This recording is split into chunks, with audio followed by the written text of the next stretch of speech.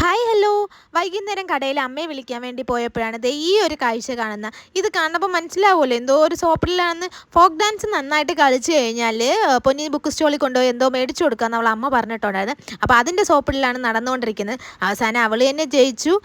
കൊണ്ടുപോയി മേടിച്ചു കൊടുക്കാൻ വേണ്ടി പോയിട്ടുണ്ട്. ഫോക്ക് ഡാൻസിന് സെക്കൻഡ് കിട്ടി കേട്ടോ. അതുകൊണ്ടാണ് മെയിനായിട്ട് മേടിച്ചു കൊടുക്കാമെന്ന് വിചാരിച്ചത്.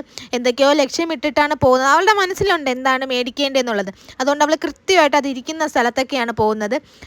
കുറേയൊക്കെ നോക്കി അവസാനം അവളെ സാധനം കണ്ടുപിടിച്ച്. കുറച്ച് പെയിൻറ്റ്സ് ആണ് അവളുടെ മനസ്സിൽ.